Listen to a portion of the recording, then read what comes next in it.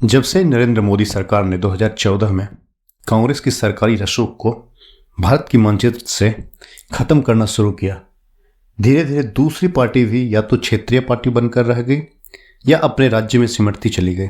अब आया 2019, शुरू हुआ गठबंधन का नाटक। जो पार्टी आज तक एक दूसरे को स्वप्न में भी नहीं सुहाते थे, साथ साथ जीने मरने की कसम खाने लगे।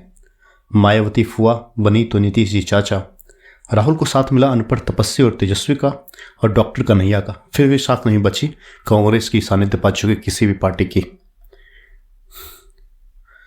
अब की बारी थी 2024 की। अब समस्त पार्टियां जो सिर्फ एक राज्य में सिमटी पड़ी थी, एक साथ हुए और नाम रखा अलायंस का इंडिया, जिसमें कई तरह के राजनीतिक सोच रखने वाले जमा हुए। जमा होने का मकसद सिर्फ एक, अपना पारिवारिक बिजनेस किसी तरह जीवित रखा जाए। कांग्रेस को राहुल की चिंता है तो नीतीश और लालू को तपस्वी और तेजस्वी की। शिवसेना वाले फीकी आदित्य में चमक लाने की कोशिश कर रहे हैं तो आप वाले अपनी ढोंगी चाल से देश को बेहाल करने की कोशिश। सभी पार्टियों का नेतृत्व कांग्रेस कर रही है और पूरी दुनिया को मालूम है कि मुस्लिम तुष्टीकरण के नाम पर कांग्रेस हमेशा से हिंदू विरोध की मानसिकता से ग्रस्त रही है। यदि आपको इसका सबूत चाहिए तो आपको मालूम होगा, बनारस हिंदू विश्वविद्यालय में हिंदू शब्द रखने पर जवाहरलाल नेहरू को घोर आपत्ति थी।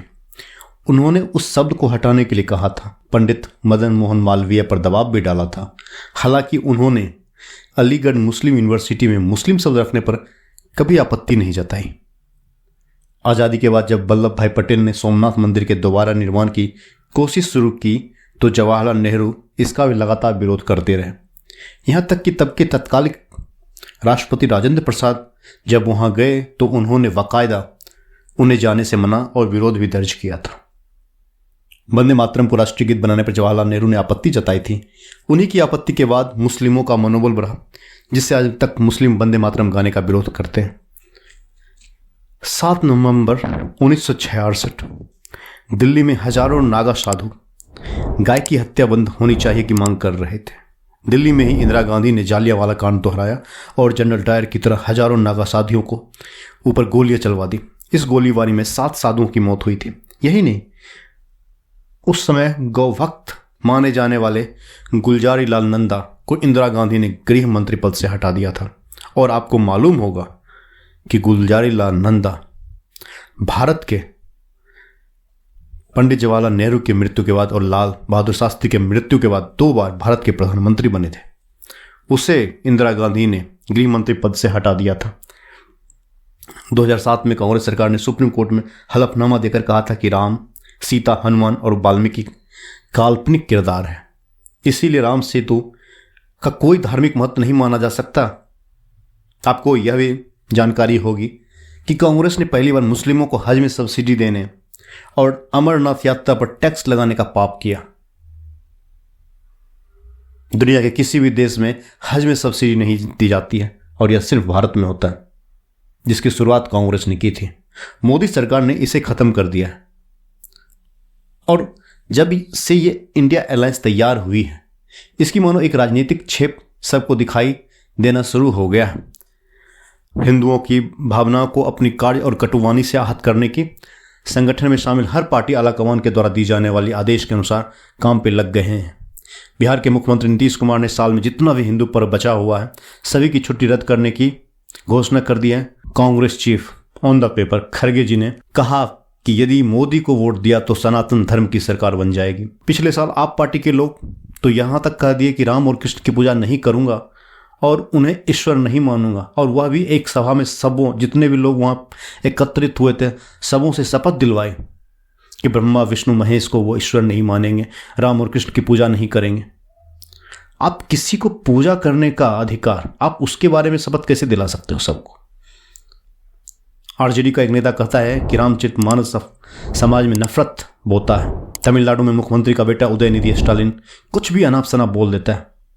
वह खुद ईसाई है और हिंदू धर्म को मिटाने की बात करता है, जिसकी खुद की जड़ यहाँ की नहीं है। वो दूसरों को मिटाने की बात करते हैं। हिंदुओं, क्या सनातन धर्म का अपमान करने पर उदयनिधि स्टालिन पर एनएसए लगना चाहिए या नहीं? जब मनीष कश्यप पर तमिलनाडु सरकार एनएसए लगा सकती है तो फिर स्टालिन पर क्यों नहीं? पादरियों की गोद में पलने वाले उदयनिधि की जगह अगर किसी हिंदू ने अन्य किसी धर्म की ऐसी घटिया तुलना की होती तो या तो अब तक वो जेल में होते या अपनी जान बचाने के लिए कहीं छिपा करते। इतना अपमान होने के बाद भी हिंदू ऐसे लोगों को वोट कैसे दे देते हैं, यह सोचने वाली बात है। मैं तो यह कहता हूं कि कोई भी हिंदू इसे माफ नहीं करेगा। इसकी इस तरह की बयान से अब हर हिंदू जागेगा और आगामी चुनाव में ठगबंधन को हर सनातन हिंदू धूल ही चटाएगा। सनातन को समाप्त करने वाले कितने आए और चले गए, लेकिन हिंदू धर्म आज भी है और हमेशा रहेगा। कुछ देश के गद्दारों के कारण हमारे देश के टुकड़े जरूर हुए हैं, लेकिन वहां कभी हिंदुस्तान जैसी खुशहाली नहीं आई।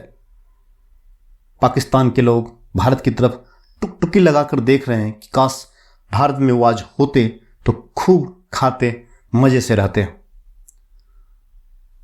भारत में वामपंथी का एक बड़ा वर्ग हिंदुओं से नफरत करता है। कांग्रेस जैसे कई राजनीतिक दलों को भी बहुत से लोग अल्पसंख्यक समर्थक और बहुसंख्यक विरोधी मानते हैं और कांग्रेस के कई नेताओं ने उदयनिधि स्टालिन के बयान का या तो समर्थन किया है या उसे दोहराया है। तो इंडिया अलायंस का यह प्रयोग क्यों हुआ? इसके कई कारण हैं जिसकी वजह से भारतीय वामपंथी इंडिया अलायंस और कांग्रेस पार्टी हिंदू विरोधी काम और टिप्पणी कर रहे हैं या समर्थन कर रहे हैं। हिंदू धर्म दुनिया का सबसे शांतिपूर्ण धर्म रहा है। एक खास धर्म में सर्वतन से जुदा मानसिकता होती है और इसलिए लोग उस धर्म के बारे में बोलने से डरते हैं। नेताओं को पता है कि वे भारत में हिंदुओं को गाली देकर बच सकते हैं और उन्हें कुछ नहीं होगा। ऐसे हिंदू विरोधी बयान से इन नेताओं को वामपंथी वर्ग का बड़ा समर्थन मिलता है। दुनिया में कोई भी हिंदू देश नहीं है। यदि कुछ भारतीय इस्लाम के बारे में कुछ भी कहते हैं तो अरब और अन्य देश उसकी निंदा करते हैं। अगर भारत ईसाई धर्म के बारे में कोई कुछ बोलता है तो पश्चिमी देश उसकी निंदा करते हैं। लेकिन आप हिंदुओं के बारे में कुछ भी बोलिए, आपको कोई कुछ नहीं बोलेगा।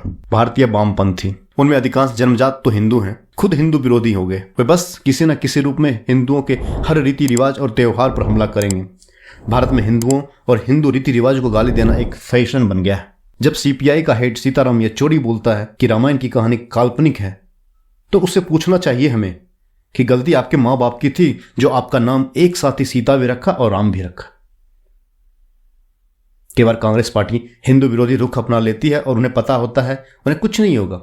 उनके नेता वोट हासिल करने के लिए इलेक्शन के समय किसी राम राज्य में मंदिर घूम लेंगे और उनका यह घूमना, मंदिर भ्रमण करना समर्थकों को आकर्षित कर लेगा। 2019 के लोकसभा चुनाव में कांग्रेस ने तमिलनाडु से अपनी 52 सीटों में से 8 सीटें जीती। वे अपने दम पर एक भी सीट नहीं जीत सकते आज, इसीलिए उन्हें 8 सीट को बरकरार रखने के लिए डीएमके को खुश रखना होगा। इस प्रकार वे द्रुमक के विरोध, हिंदू विरोधी बयानों का समर्थन करने में द्रुमक को खुश रखना चाहती।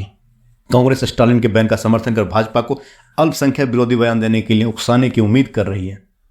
अगर भाजपा इस जाल में फंस गई तो कांग्रेस दुनिया को दिखा सकती है कि भाजपा अल्पसंख्यक विरोधी है। इसीलिए जब तक हम भारतीय हिंदू शांति पूर्वक इन इंडिया अलायंस वाले को सबक नहीं सिखाते तब तक हिंदुओं पर ऐसे बकवास हमले जारी रहेंगे।